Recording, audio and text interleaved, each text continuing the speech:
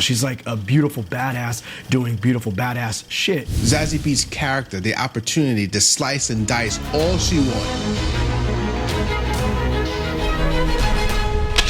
What's going down, y'all? It's your homie Jay Green. I got my man Barry Gaines in the building. We are Mission Movie Reviews, and right now we're about to break y'all off with our thoughts on They Will Kill You. Group chat.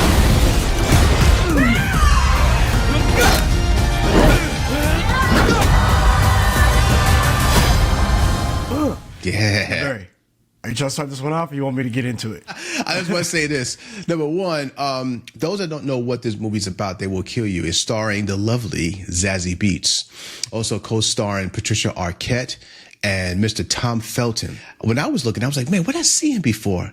That's Malfoy. Yeah. You know, from Harry Potter, right? You know, it was one of these things where, you know, you just don't put it together, but you know you've seen this cat somewhere. So if you see him in the movies, guys, that's him. So anyway, I saw the movie. I felt the movie was fun. It wasn't the best movie. Don't get me wrong. I'm not saying it's the best thing I've ever seen in my life, but I love the concept of what they were doing. This movie is not be taken seriously. So don't go in there thinking that you're going to do like a Kill Bill and have all these layers of storyline. You're going in there pretty much like on a ride. The concept is simple, it's straightforward pretty much, but there is a twist in there that gives Zazie Beetz' character the opportunity to slice and dice all she wants. And it gives the director all the slice and dicing that he wants. So I think that the movie itself was a cool ride. It's not long. It's like 90 minutes long. I think that Zazie Beetz did a great job doing what she was doing. This here really gives Zazie Beetz an opportunity to show that she can run the show. Like she can lead a movie. And being that it's an action-filled, badass movie, physically demanding, she now is solidifying herself as not only a very good actor, but also a really good fighter in films, like an exciting character to show in films. A lot of the films that she was in all her life pretty much was always someone in the back, someone on the side. She just looking cute or what have you, didn't do much. And but this one, I think right now says, listen, she has a lot to give, and let's go for it and give her the opportunity to showcase what she can do in all aspects as much as possible. So I really think this is going to open the door for her. I had a good time. I think there was missing some beats. There was some storylines that could have been more elaborated. They could have slowed down some points where we give you a time to kind of breathe a little bit, just to kind of appreciate what's the next scene. So there were moments that, you know, didn't really work for me, but all in all, it was a fun ride for me. And if you do see it, please see it in the cinema. So Jay, what do you say? What say you? I will piggyback off of everything you said and be like, I agree for sure. This reminds me of a movie like, you know, back in the day, you used to get a more variety of film in the theater. Some movies you got, and it was like the whole plate. You know what I'm saying? You got the story, the backstory, the motivations, the emotion, all of this, everything is dope. And then some movies you walked out and was like, man, that was just really a good time. It was just fun. Mm-hmm. It was what it was. It didn't need to be more than that. And I feel like this is that style of film. You know what I mean? I said in my review that the original 2014 John Wick was kind of that way. Obviously, they were able to build the mythology out, and they had some ideas in the background that they laid those breadcrumbs. And I feel like this movie also has that, where it can be just a one-off. It's one and done. You're good. But it has enough there that they didn't explore really that you could potentially see a sequel, and I would be here for that. But like you're saying, it's going like, you know, a mile a minute, and then it'll kind of slow down a little bit. Mile in a minute, slow down a little bit. I didn't mind it too much. It never really took me out, but there were elements for sure, storylines like you were talking about, like how it opens up with their, you know, they're running away from someone and situations like this, and then her and her sister get split up, and you're like, what was going on here? What was going on before that? So while it was something that intrigued me and I'm like, oh, I want kind of more of that, I wasn't mad that I didn't really get it. And I would be down for some flashback type stuff in a sequel if it ever came. But in this movie, yeah, Zazie Beetz, as far as the lead in this film, I think she's great. She has like a very interesting face. I think she's a beautiful woman, but at the same time, she's also adorable.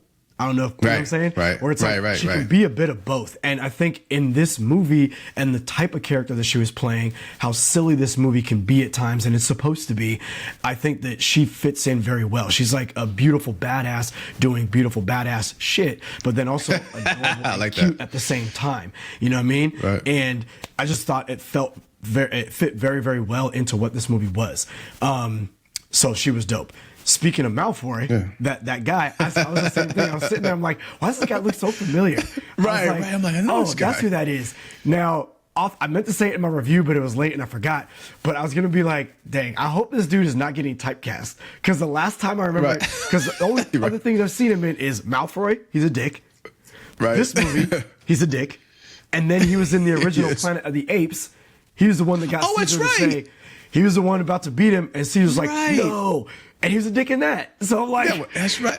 I hope this guy has a brighter future and not so much of a dick. You know what I'm saying? But he was great in the movie. He served his purpose. He did what he needed to do, and it was fun. Heather Graham, I thought was dope. I always like seeing Heather Graham. Yes. I think she's like an unsung hero of comedic timing and facial expressions. She's just she's pretty and goofy all at the same time as well. I thought she was great in this movie. There's some lunacy to be had. If you're going into this, you know what I'm saying? I would definitely compare it to a Kill Bill in the sense that while Kill Bill definitely is a movie that you don't think is goofy, it has some campy and goofy elements at times, purposefully done, but almost with a serious tone, enough to the point where, again, you wouldn't describe it as that. Whereas this movie kind of takes that and then goes completely left. You know what I'm saying? I'm just going to say an eyeball is watching you. I'll just say that.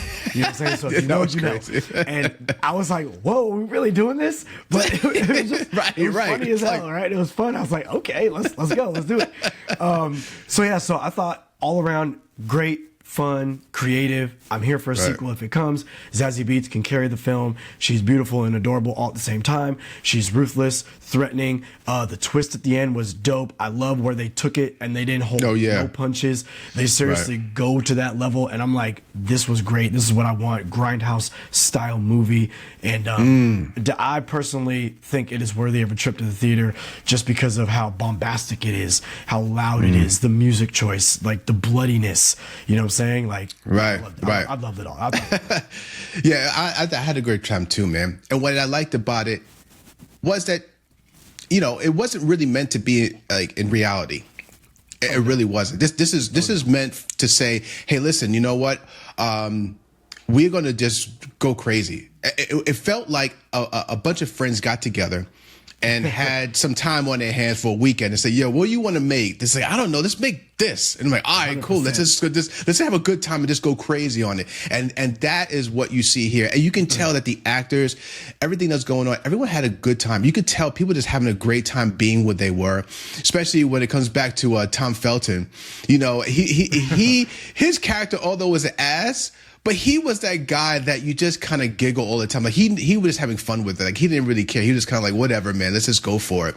And then bringing up Heather Graham, you know, the first time I saw her, I think the world saw her was in Boogie Nights years ago in the 90s. And I haven't really followed her. And when I saw her in this, I was like, wow, Heather's still around. She's doing her thing and she did a great job. I don't think she gets the notoriety that she should. She's really good at what she does. So, shout out to her, but big shout out to Zazie Beetz as going through this. I mean, being the main one, like being the character in this film and doing everything she did. I think she did an amazing job, and everyone else did an amazing job too. Everyone was really, really good. The husband in there, just to say the husband first, let me bring him up for a moment.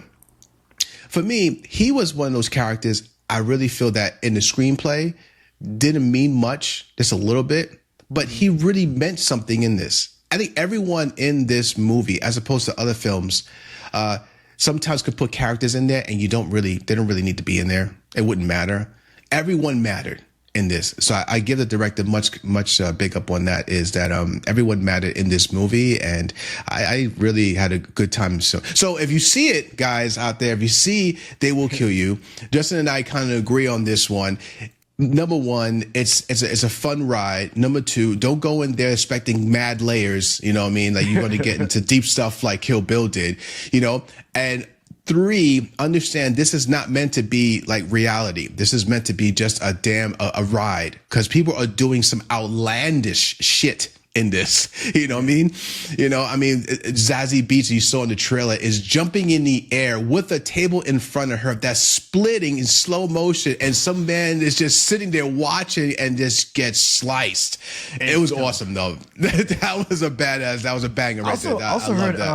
I heard some other people saying that this movie, because I never really seen any Akira Kurosawa films, but I guess he was kind of known for like gratuitous blood just spraying everywhere. Yeah, so when I did my review on my channel, I said, because it reminded me when I saw that type of blood and how like goofy it looked, but just awesome at the same time. It reminded me of Addams Family when Wednesday and Pugsley Addams did their little talent show. Oh yeah. And so I would imagine that like there was still kind of a little homage being paid in that as it is in this. So it's definitely a lot of samurai vibes. So again, if you love and one of my guys from the Bay Area, he'll be sending me random clips of these outlandish martial arts samurai type movies with just the craziest ish. And so as I've been watching these clips lately, and then I'm watching this, I'm like, oh, the vibes are there. The vibes are there. And that's why it was so much fun, because you can look at and see where they got their inspiration. You know what I'm saying? Yeah. And you can tell right away once you see that, you know what you're doing. Yeah. Oh, okay. This is just to have a good ride. Like once you saw that, you know, you knew. I was like, okay, yeah, we understand what's happening here. And then to also piggyback off what you were talking about with like guys is probably just sitting down like, hey, you know what would be dope if we made this? And it's like, again, I feel like that was like John Wick, Nobody 1 and 2, Ready or Not. And I'm not mad at it. You give me something that gives just enough, you know, skeleton to the story and to the plot, whatever. Give me some cool acting, some great graphics, and just give me some dope fight scenes. I'm here for it. So I'm there with you, bro. Yeah. So this is what it's all about, man. And like you said, but the whole homage to Akira Kurosawa, yeah, that's a big one, because even Kill Bill did that, and they blatantly did it in this one, you know. But it was awesome. You knew, and I think that whole that moment, and we're not going to spoil it, but what Justin was talking about, there's a moment when you clearly see. It's just like blood just spewing out of a hose. Like you can see it. And I think it was purposely done. So the director's like, hey, let's understand this is not reality. This is just having a good time. You know, so you know, you say, oh, okay, this is what we're doing here. Okay. Yeah. You know, so yeah. So anyway, if anyone's interested in seeing They Will Kill You, go see it. We really recommend for you to see it in the cinema. It's a fun time. It's a fun ride. Don't go in there. You don't have to think too much. Just go in there, watch it, have a great time, and that's it. And you know what? This movie, the more I think about it, the more I'm liking it. Like you leave, you may say, "Oh, it was cool," you know, whatever. But then you start thinking about it, you're like, "Yeah, this was pretty fun." You know, it just went crazy. So, anyway, so that's our review of They Will Kill You. And if you got this far in the video, thank you very much for your support. Please spread the word. We're trying to grow this channel, and Justin and I are going to be here every week, doing something, saying something, and reviewing something. All right, when it comes to action, sci-fi, fantasy, and horror. Anyway, thank you guys, and we'll see you in our next edition of Mission Movie Reviews Real Talk. All right, peace. Holla.